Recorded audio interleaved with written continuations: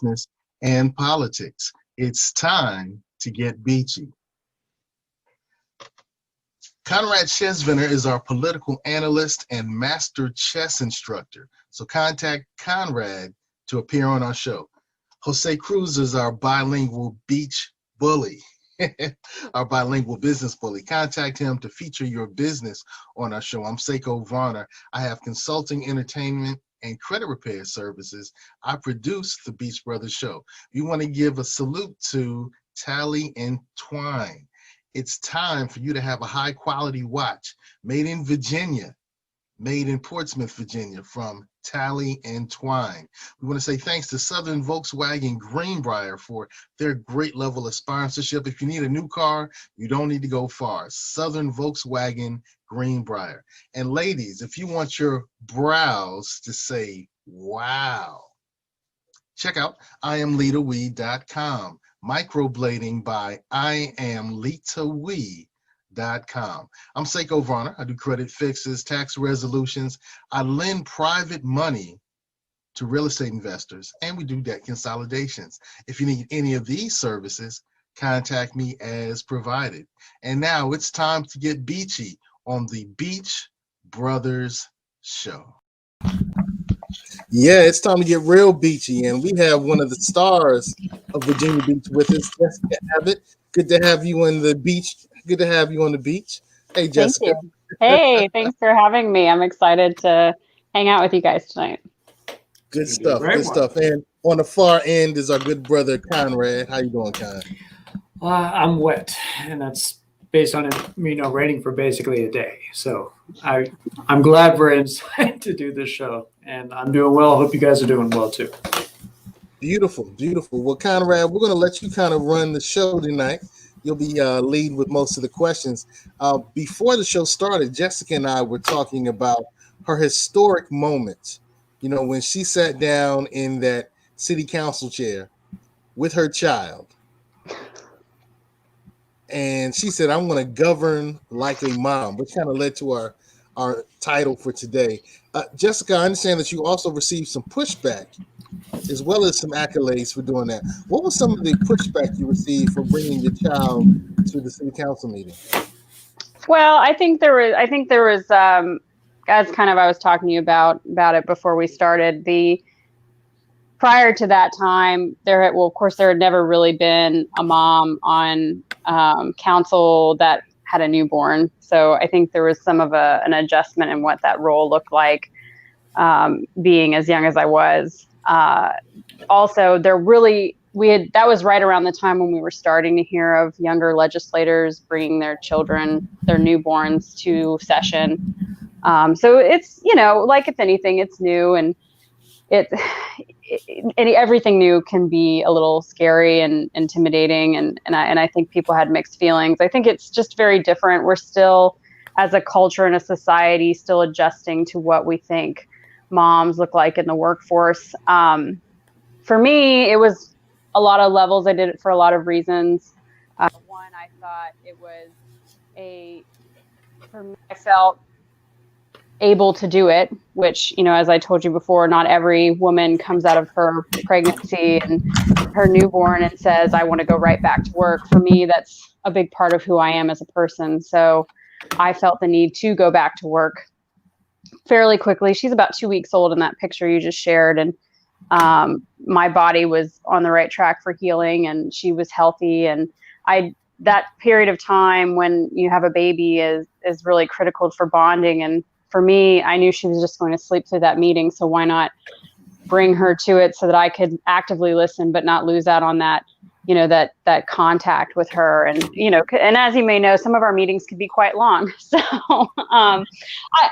in terms of, negative feedback, there were some people who felt that I was putting her health at risk, which, science tells us isn't true. And there were some people that felt that I was, perhaps making a radical political statement. And the only statement I was trying to make was that I can have a career, I can be a mother at the same time. And those don't have to be, you don't have to choose. And it's always been a big reason why I wanted to be in public office at the age that I'm at, and with as young a family as I have, is I don't think women should have to choose between their career and their families. And if you want to put the commitment in, if you want to do the hard work, it's completely possible. Wow, that is a radical political statement. So radical. And I think it's worth it to make that statement, sort of set the trend. And I think it's also worth noting that Delegate Jennifer Carroll Floyd, when she ran first, was pregnant at the time, and she even swore in while holding her children. Mm-hmm. And so that is something we would like to see more of, not having moms scared away from being moms and politicians at the same time. Yeah, and I would add, it is a lot of work. It's not, bringing her to the meeting actually was a lot more challenging than I anticipated. She was awake, and as you can see, her eyes are open in that one. And I brought her to several other meetings after that, and generally she slept through them. But, there are choices you have to make as a mom. There's choices you have to make as anybody. So I just chose to try to intertwine those two parts of my lives together because I felt that it was possible. And I don't want to discount another mom's choice or another parent's choice, for that matter, to not bring their child with them to work, because it's not for everybody. My children were very different babies. I brought my son back to work with me pretty much immediately after I had him, and he stayed with me at my office until he was 6 months old, until my mother-in-law started taking care of him. And about 6 months, it was just not doable for us anymore. But my daughter, I had to get a child care solution to much sooner because she was a much more active kid. So I always caution people with, not everybody's situation isn't the same situation, but I think we should be trying to move towards a flexibility in the world where we can be more creative with our solutions and show more avenues for that success in career and families. I do applaud you stepping up in order to do that, and definitely congratulate you on your re-election very recently to City Council. But before we sort of go into the depth of our more prepared questions, just how about give us a second to break down what led you to go from just being a businesswoman to wanting to go into the public sector? Sure. Well, I've always been very fascinated, and I know you and I've had a lot of overlap in terms of what local politics looks like. But we are, and I know Conrad, you and I are very close in age. So I'm sure you've heard the similar sentiments that I've heard, and especially as a young business person, you always heard how lazy millennials were, or how uninterested in government millennials were, really just how interested in any kind of productive choices millennials were. And it got very exhausting to me. And a lot of what led me into public service was a combination of having a childhood full of public service. My parents were, we weren't broke, but we didn't have a lot of extra. And so my mother was very creative in ways that she got us involved in our extracurricular activities. And most of the time it was volunteering in some capacity, whether it was, the SPCA or the public library or our church, or, a number of other things that she found along the way. And so I grew up being very service oriented, and in addition to that kind of criticism my generation was facing in 2016, it really kind of led me to say, well, if not me, then who?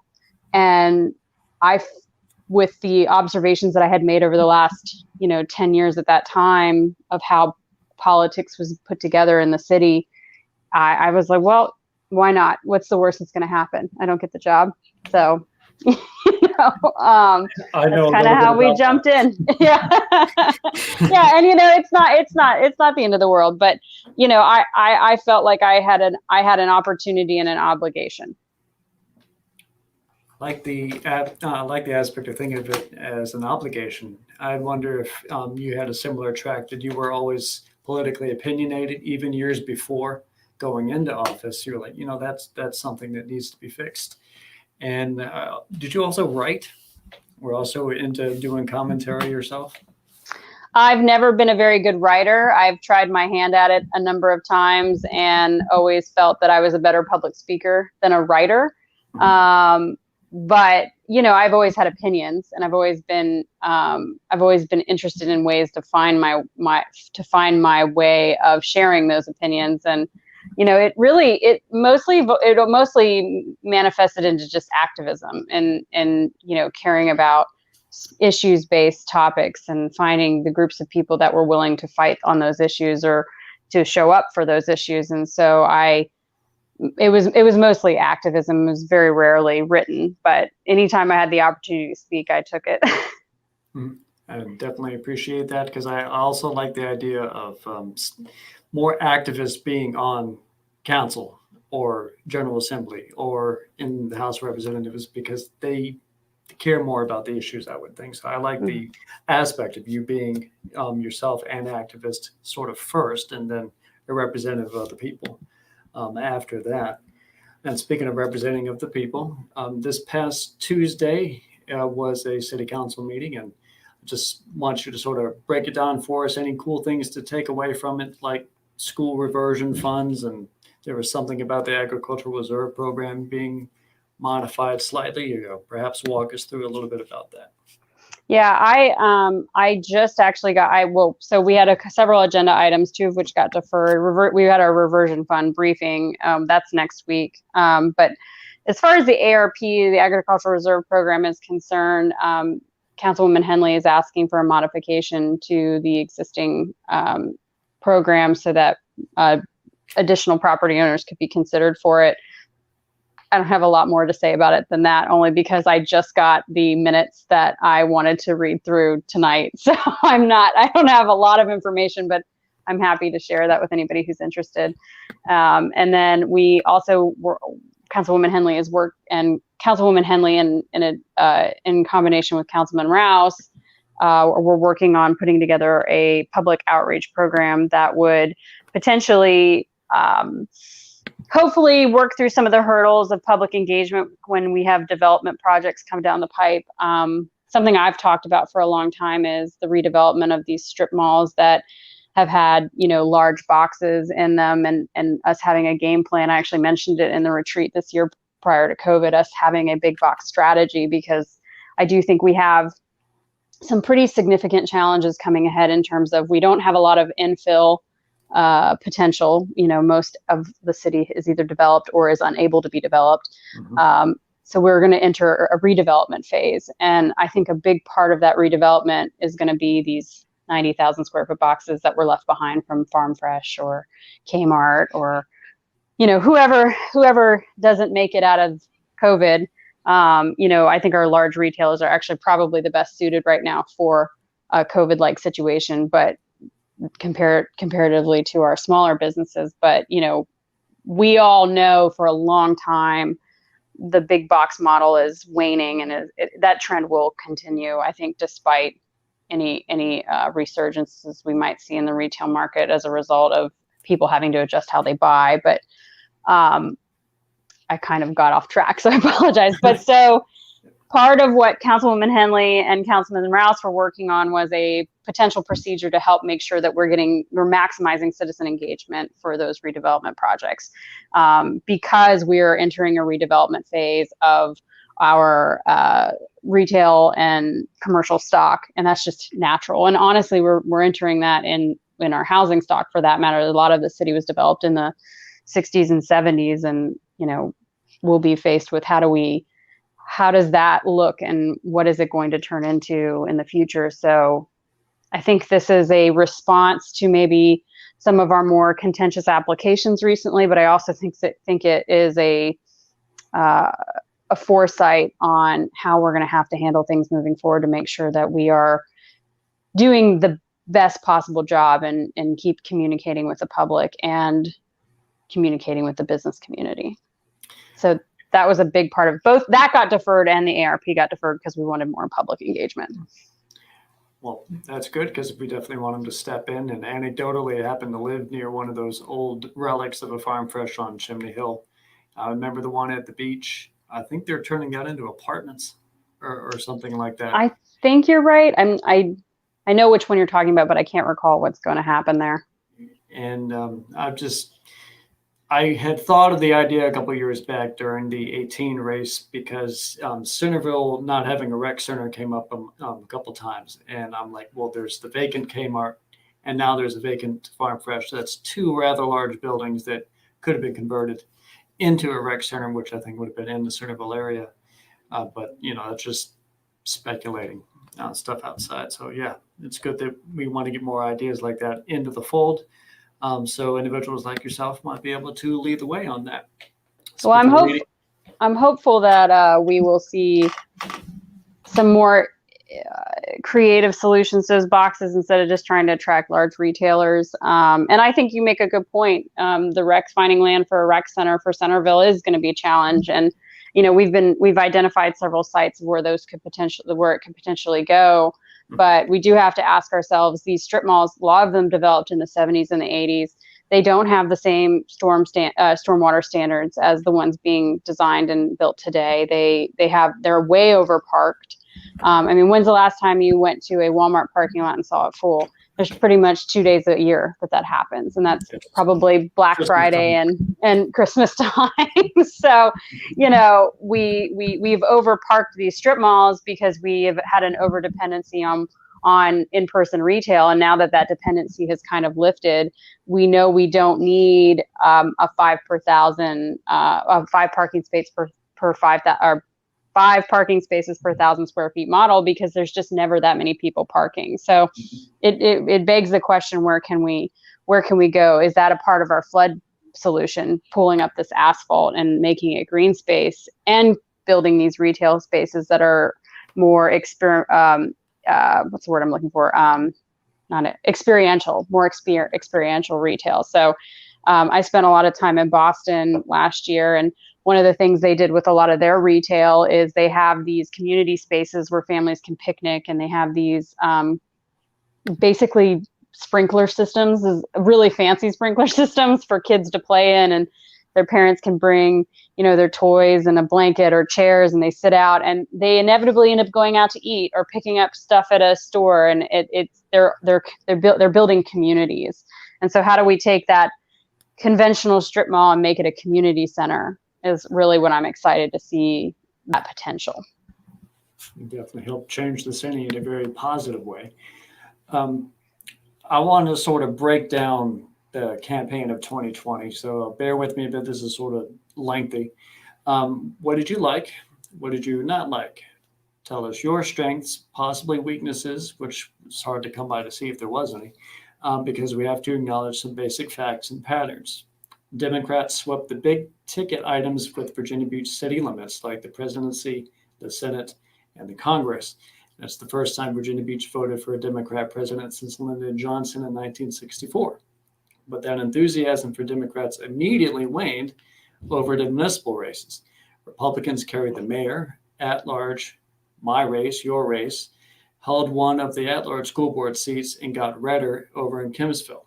Your race is particularly interesting because compared to Republican winners, you outpaced them, did better in pretty much most precincts, but you were down both in group endorsements and money raised.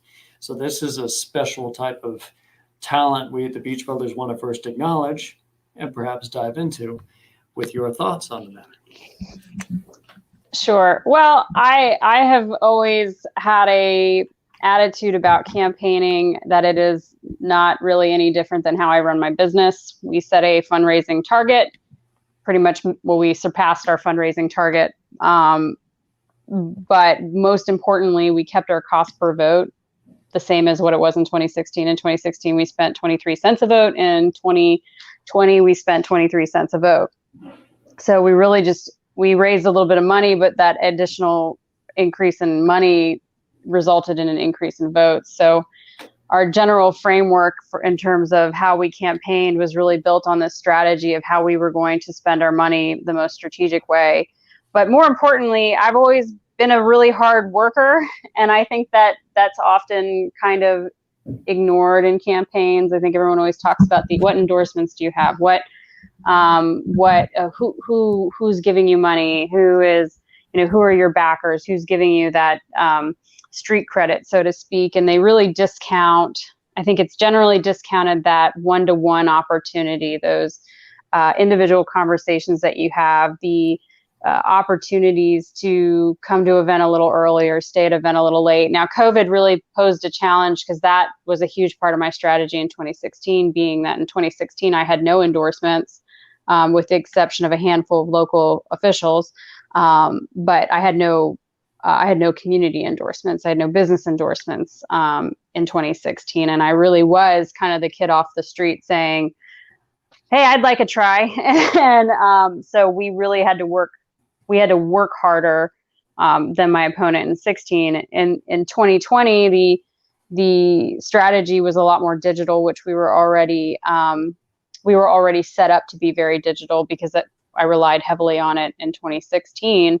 And so any opportunities I had to either tweak how we did digital campaigning, or find a way to be to give a more personal touch to that digital communication, we really strived to accomplish. And we had a really great team of volunteers, to be completely honest with you. I mean, I've always prided, I've always been very proud of the campaign, in that we have inspired, not hired, people working for us. And I think that speaks to the ideas that I wanted to put out on the table for the public. And in addition to that, I mean, I try not to shy away from conversations, especially online. It's hard. I don't like I don't like hard conversations, just as anybody else, but I do think that that's kind of the difference. I think it makes a big difference when you're at least willing to engage people and talk about things that maybe make you uncomfortable. What would you say is probably the hardest part of this year? It's a good question. Not being able to really talk to people in person was really hard, especially because I feel most comfortable in front of people. And so the in-person, I mean, you remember the in-person events were effectively none. And the ones that we did have that were in person had very low turnout, and all for very good reasons. But it does make it hard if you're not a major fundraiser. It's hard to get in front of people without the reliance of those in-person events, where I like to think that everybody has a net, right? You shake one hand, but you've potentially had the opportunity to shake 10 hands, because if you made a good impression on that one person, or if you made a really bad impression on that person, you've effectively talked to 10 new people. So not having that opportunity really put everyone at a disadvantage. I agree with you. I don't think that most of the candidates who were new had an opportunity to really promote themselves. When we looked at some of the races, Conrad and I, he's our Politico, we noticed that a lot of the incumbents had such an easier time,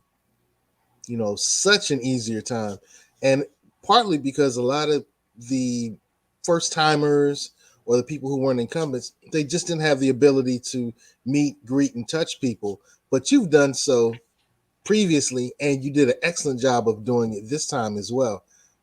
It's just incredible. You had a portion, let's say the mayoral race campaign, and you outnumbered, outvoted. You earned more votes in the mayoral race. That's incredible. That was about 6,000, I think. Mm-hmm. Yeah, I think we ended up right at 20,000, I think, with the provisionals coming in. And, there's so much nuance to why someone votes for you. I mean, I would point, the Democrats and the Republicans doing sample ballots, they're both worth votes.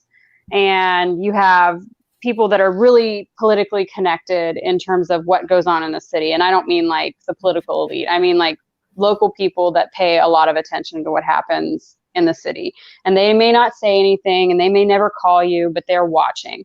They're listening, they're paying attention. They're, maybe they comment on a Facebook post or two. And those people are most of the time not super focused on partisanship. They're really focused on the issues that matter to the city.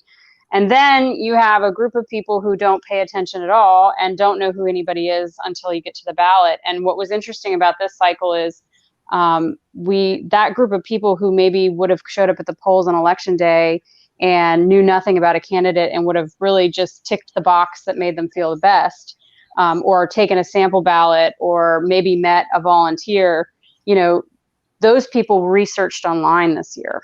And that, I think, was an enormous game changer for those of us that were prepared with their digital footprint. If you go to my website, which is still up, I had sourced everything I said. I sourced, everything was hyperlinked. Nothing was left ambiguous. And if you went to my website and you had a question about my position, not only could you get a clear understanding of my position, but you could validate it because I provided the source. So there wasn't a question of whether or not it was my opinion or if it was fact. And I got a lot of feedback from my website this year because people appreciated being able to go to it and find the information they were looking for. I admit I had tried to save most of my remaining budget to aim it toward the direction of media ads, Facebook ads, and the radio. And that's all I could really do to try to get out in order to reach, because there was the no events. I was appreciating a forum like this particular show because that's also able to reach voters. But you gotta, and I gotta give immense respect to your ability to get that much reach you were able to get with what seems like small amounts of funds compared to so many others who ran only to do roughly as good or slightly worse than you did. Well, a big part of all marketing is understanding what you're buying and when the right time to buy it is. I mean, and I don't claim to know the answer to that question all the time, but we paid a lot of attention to our analytics on both our website and our social media. We paid a lot of attention to national search trends, and we really tried to make the best educated guess that we could, because I won't lie to you, it's all educated guesses. So, but unlike a lot of candidates, my team was a handful of volunteers and my husband and I. And because I had such a hands-on approach, and because my husband knows me so well, we were really able to be very strategic in a way that I think, somebody who hired a campaign manager or hired a PR person or a marketer maybe wouldn't have had the same advantages. And it helps to have somebody on your team that you trust so much, and you can get the brutal, honest truth out of them, but they also are your biggest cheerleader. So, I credit a lot of the success of the campaign to the success of my partnership with my husband and the inspired people that we had helping us. I mean, I have had at least 5 volunteers who I can't imagine not having them on the team. Probably helps out a great deal. I know my dad was probably my biggest help. My mom worked a poll. My brothers worked a poll. I had another friend, Shareem, who worked a poll for me. So we were able to get out. Plus, being with the help of a party apparatus really helps lift your base. So I definitely feel like I did good, and we all know that you did well. So it's a good thing. I think how it all shook out. I really enjoyed working the precinct with your dad. I worked with him at Manor most of the day. So he was really fun to talk to. He mentioned that as soon as he got home. Good. Well, I liked him. You should keep him around. Indeed. Most of the reason why I had signs, because he was there to put it up while I was working or something like that. So it's definitely a big help. Having those people by your side it's the difference between being effective and not being effective. Absolutely. Now, I sort of want to switch gears a little bit away from the campaigning toward your overall effectiveness as a council person. And we typically think about good politicians, and we almost always include openness and transparency as needed traits for that.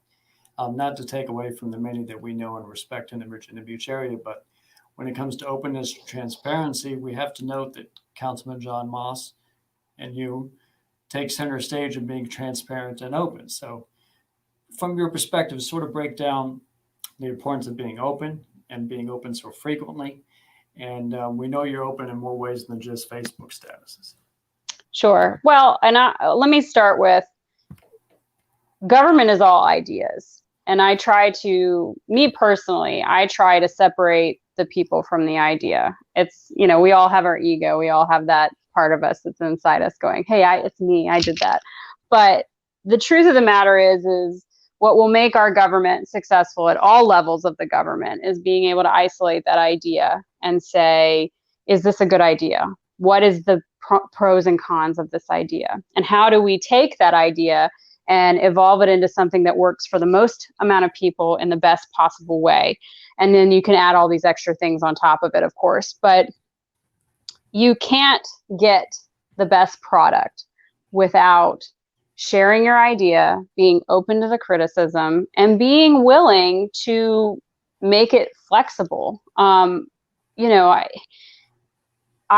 I really believe in the idea of competing ideas. I think it's so very important, and it's hard as individuals to not take criticism personally when you present someone with an idea. But if we can strive to elect leaders in our government to try to at least isolate their idea from themselves and say, here's my idea, here's what I think we could do, and allow that criticism to not destroy their idea, but feed it and create it into the next evolution of themselves, then you'll get better government. You'll get better people elected. You'll get more ingenuity. And if you look at the business world, that's what all businesses are looking for. There are businesses that create products and ideas, and they pay people to wreck them because they want to try to find, the diamond in the rough. And that only comes with openness and transparency and being willing to let your idea compete. And if it doesn't make it, it doesn't make it. So in that regard, I think it's incredibly important. In terms of what I've worked to do is I'm always trying to find another way other than social media. Social media is great. It's really quick. It's really efficient. Most people are on it. And I love having access to a city of people and them being able to read my ideas and immediately give me feedback. That's awesome. But, one of the things that government finds challenges with is finding ways to reach the people that aren't plugged in. And so that's something I put a lot of focus on. When I first got on council, I met with the communications director and said, we need to get on Facebook. And fortunately, we were already headed down that track, but we had my first council meeting was the first Facebook Live council meeting ever in the city of Virginia Beach. And that was really important to me, being able to have that avenue for people to be able to watch literally from their phones.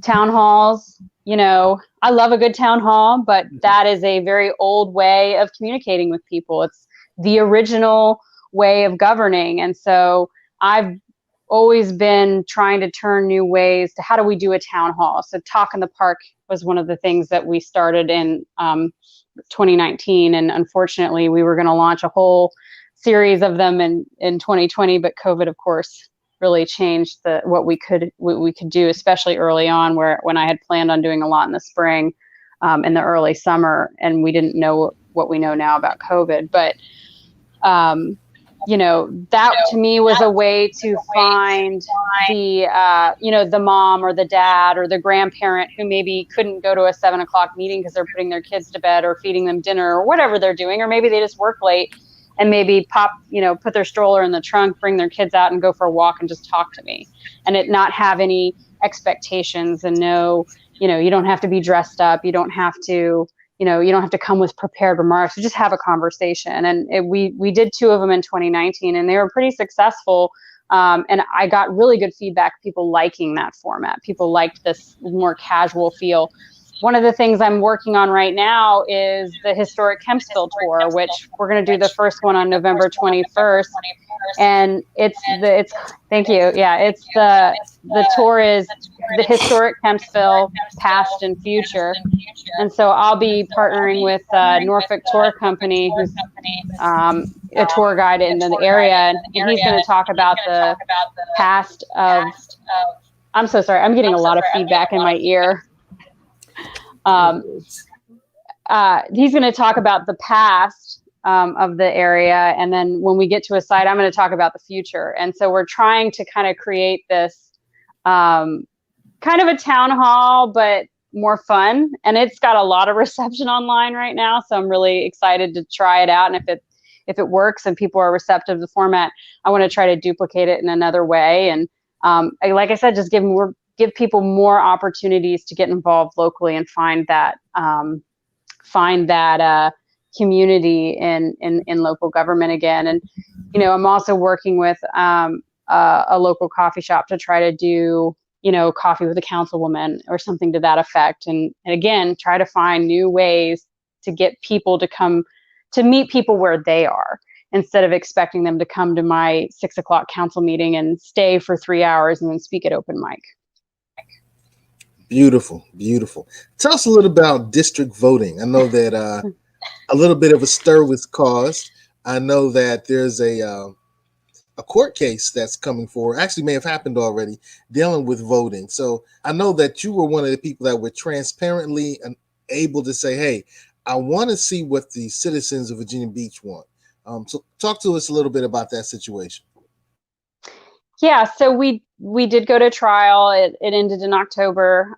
There's not been a judgment made, so we don't know what's going to happen. We're upon redistricting. So that and nonpartisan redistricting, that referendum was successful. So there's a lot of changes that are coming down our way in terms of, what districts will look like, how representation is going to be divided. And then you have this added component of there's a possibility that a judge tells us that we have to go to some form of district voting or a different voting system. And so there's a lot of question of what's going to happen and when it's going to happen. But as of right now, we don't know. What I was trying to do was give the public an opportunity to give us their feedback. Is this something they don't believe is a problem, or is it something they do think is a problem? Because to be completely honest with you, I walk around the city pretty often and I try to visit very different communities as much as I can. And I always get the question, why do we elect, the Rose Hall rep, or why do we elect the Bayside rep? I live in Kempsville. I don't know what Bayside needs. I don't know what the beach needs. I know what Kempsville needs. And and there's an empowerment question. I think there are a lot of people that feel, I'm not obligated to give my district more attention because I have to run a election to a 450,000 person city, and I have to be responsive to everyone. And then of course there's always the counter to that is, well, if we had district voting or some form of the district system, then you would only care about Kempsville. But I don't believe that anybody on council isn't in it for the city. And I think if you are, then that speaks to your character, and maybe you wouldn't be a good representative. But for me, I would always make choices that were for the betterment of the city, but I would feel a little more empowered in my district, I think. And I think that's important. But more importantly, I think that the district should have some responsibility in putting a leader that is reflective of their lifestyle and their background and the things that make the people who live in Kempsville similar. I mean, my district's pretty enormous. It could be a standalone city, and it once was. So I think that district voting has a lot of merit to it. But more importantly, we never asked what the public wanted. And now we have a really large potential to receive a judgment that says you don't get to ask. And I think that's a missed opportunity, to be honest. But it's what it is, and we live in this reality. So one of the things I'm going to work on in the next couple months is putting together a commission to evaluate the various voting systems, because it really is more than at-large and district. There's variations of district systems. There's variations of at-large systems similar to what we have right now. We have a hybrid system, but there's also ranked choice voting, which, you can get into the weeds. You could have a whole half hour just about ranked choice voting, but there are so many avenues of what we could look like, and that deserves a lot of conversation. And I would generally agree with most of that, because I like the idea of representative democracy. So you want to have the stronger voice of certain communities being represented, as opposed to the entire city drowning out. that voice. So that, my personal opinion, I would like to help you going forward on that particular matter as you help put that together. I want to sort of shift a bit before we close out. I got about 2 more topics to go. Of course, the big one is the fact that last evening we had a flash flood warning in Virginia Beach, and this afternoon we had a flash flood warning in Virginia Beach, and this was not caused by a nor'easter. It wasn't caused by a hurricane. It was a front that stalled out over us for a day. Delegate Fowler had a live video today of Salem and Independence blocking large amounts of cars due to flooding. She went out trying to help people on Noble Road and stuff. So that was pretty cool of her, but it shows you the problem. The 2020 election season is over. So focus for representatives is going to go toward doing the work as opposed to winning support. And this city, in my view, is going to need all 11 council members in the right direction, and all General Assembly members in the right direction, and all local members of Virginia's representation to the national legislature in the right direction. And I sort of want to make sure the entire area is focused on trying to get this done as soon as possible. And as someone who's on the front lines, how also might you want to go forth with this? Well, we're fortunate that the last 4 years the city has really worked on putting a plan together, and that's very important because you can't just throw money at it. I mean, you need to throw money at it, but it has to be strategic and it has to be thoughtful. And to be honest, part of the reason we're in the predicament that we're in is when the city was at its peak development, we weren't thinking about sea level rise. We weren't thinking about what would happen if we developed, for lack of a better word, overdeveloped in certain areas. What would happen, with surface runoff and oversaturation, and frankly, parts of the Rose Hall district kind of sit in a bowl from an elevation perspective. We didn't know what we didn't know, and so the city was built up in a way that was not conscientious of today's future or today's reality, rather. So building that plan has been a big part of the council's strategy. And I think it's important because we are trying to build in programs that keep us resilient, that, we'll always have to put more money to. It's inevitable. If we're going to be a coastal city and exist, we're going to have to constantly fund and reevaluate the flooding mitigation and stormwater programs that we have in place. But we're trying to plan a little bit better and to be a little more thoughtful about what the future looks like in terms of redevelopment for our city, and what areas need to be strategically exited, and what areas need to be kept as green as possible, and what areas need a little bit stricter building code or need different types of pump systems or reservoirs, or the sky's the limit. There's lots of different things out there. So we have and are continuing to spend a tremendous amount of time on the strategy, but we've also really increased the spend. And I think it was something like $20 million in 2016 that we had spent the year before I got on council. That year we had spent $20 million. And since I've been on council, we've spent over $152 million on stormwater projects. And that's reflective of a pretty significant increase in our spend. COVID, of course, complicates all of this. But I think moving forward, the solution is going to the public with a bond referendum and saying, we have to aggressively address these problems to be successful. Today is a really strange event in that whenever you have that much water coming down in a short period of time, you're going to have our capacities peak. And that's really what we saw. I mean, I drove around the city and I saw, runoff areas that have never filled, even in Matthew, were not full, but it's because we got so much rain in such a short period of time. And so some of that is, do we build more capacity? Do we try to find pump systems that maybe can hold or can help us redirect that water to a place that has more capacity? I think one of the things that we should try to be more aggressive at is a rain barrel program. A rain barrel program in a situation like today, I think, would be largely successful, because if we could get a significant percentage of the homes in the city to participate in some kind of on-site storage program, you could potentially have houses in a neighborhood that have traditionally kind of bore the brunt of water collection, holding in these, storage tanks and then being able to let that water out days after a storm has passed could significantly impact. So I think those are small things that, I think we could maybe start to do more immediate, but a rain barrel is $125 and not everybody has that money to put to their house and to connect it. And, there's all these little nuances that go into that, but creating places for water to go is a big part of what we need to do. And the council's very focused on that green infrastructure component. And I think in the short term, that's going to help make us successful. But in the bigger picture, we need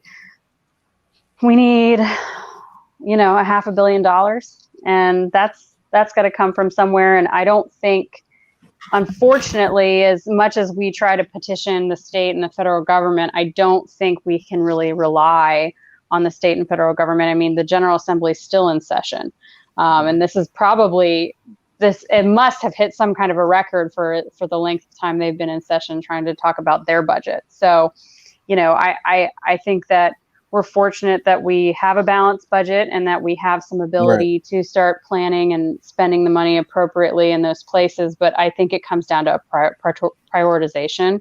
And that's really what I plan on pushing, is that prioritization. Good. Well, speaking of spending money, I know that Brother Con was a little wet earlier, but it wasn't because of his car. What do you know about Southern Volkswagen Greenbrier, Conrad? Well, when I get a Jetta like the one I have, you're able to go through those floodwaters. Of course, not on Rosemont Road. Today, they actually had the road closed sign on there. But I was able to move around pretty well through the S's of the road closure signs because I have a car as good as this Jetta that I got at Southern Volkswagen in Chesapeake, 1248 South Military Highway. Make sure you get yourself a car that you can maneuver around the road closure signs if needed, and go in there and speak with Cynthia Rawlings and Charlie Roy and get a nice little vehicle like that. Okay, good.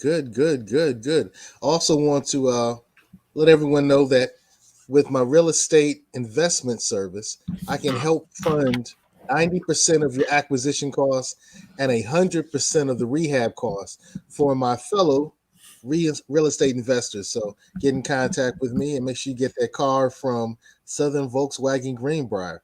And now let's bring Jessica back on and let's talk about businesses. Yeah, let's talk about business. She's a business owner. And I think that's important to understand. You bring that awareness of a business owner to the politics that you serve, and you bring your motherhood piece. You have the motherhood piece going on. You have the progressive woman piece going on. You have the business person piece going on. I mean, and you had a lot of support. So you just bring it all to the table. A lot of support. Bring it all to the table. How much was it?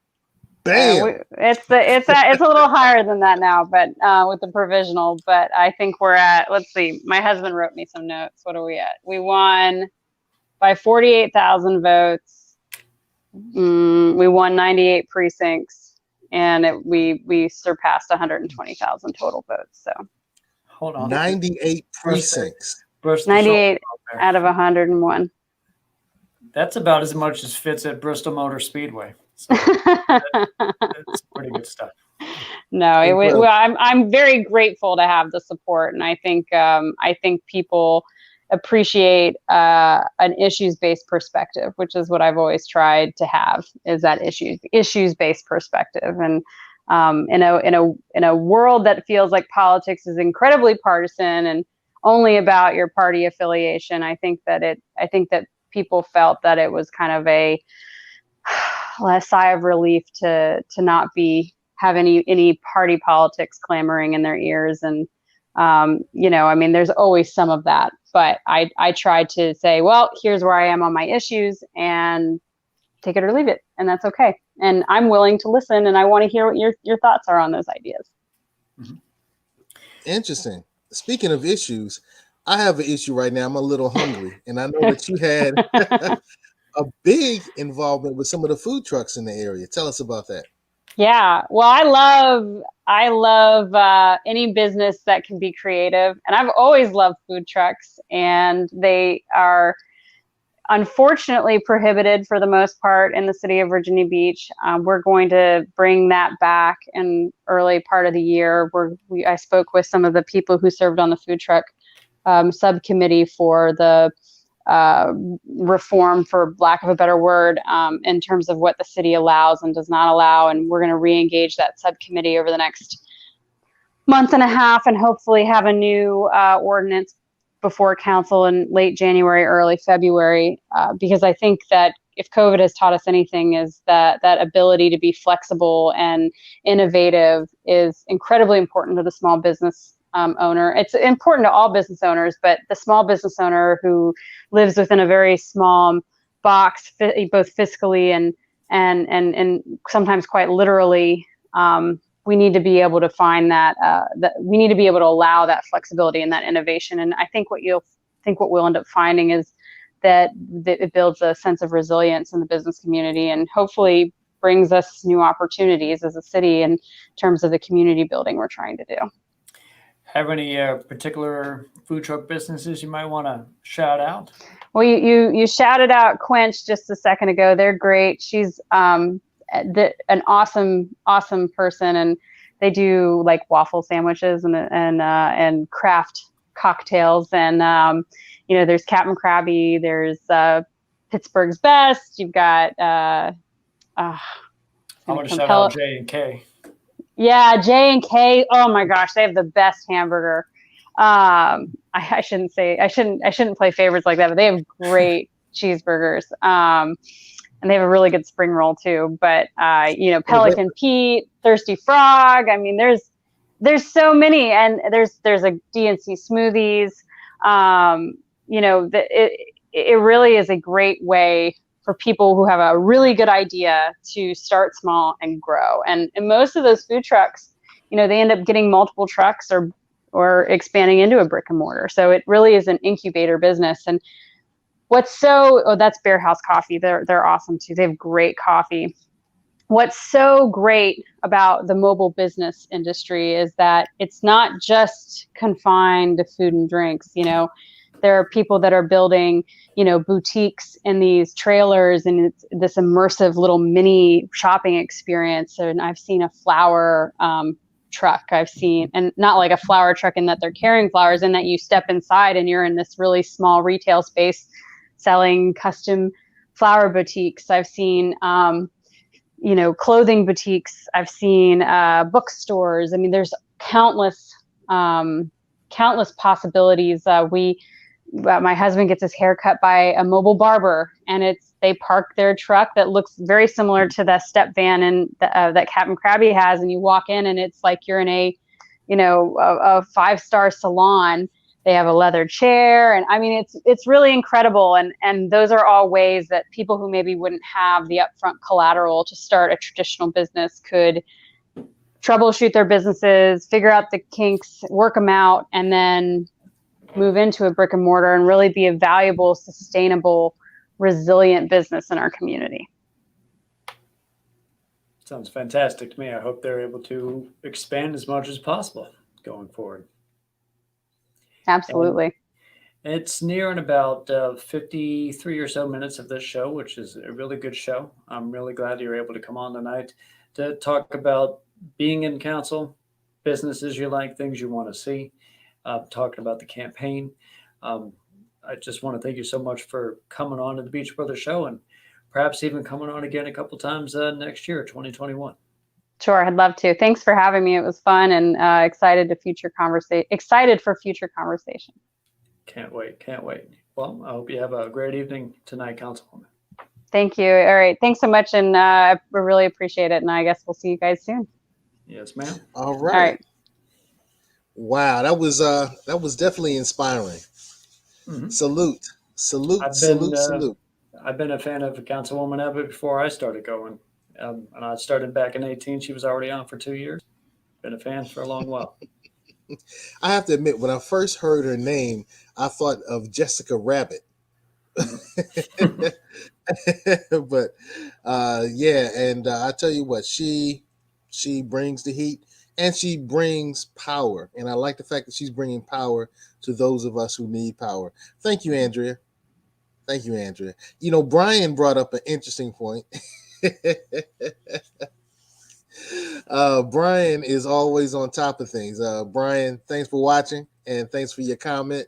And we'll answer that off show. Hey, man, where do you see Jessica next? Can you see her as mayor? I could. I mean, she already outvoted the mayor. All right. So it could be Jessica Abbott, mayor of Virginia Beach. That would be great. Mm-hmm. It reminds me of the days of Mayor Obendorf. It's very possible. Exactly. We might have an Abbott library at some point. Well, we're going to close up. Hey, Conrad, it's always good talking with you. Yes, sir. Salute to Southern Volkswagen.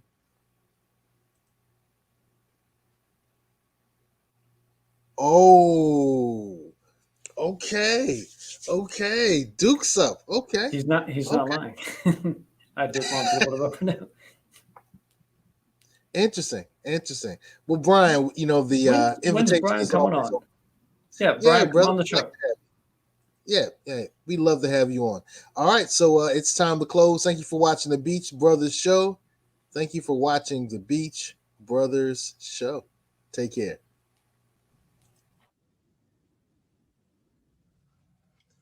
This show was brought to you by Positive Vibes Incorporated, our consulting services. We do credit fixes. We do tax resolution. We lend private money and debt consolidation. So if you need some of these services, we're waiting here for you. Credit fixes, tax resolutions, private money, and debt consolidation.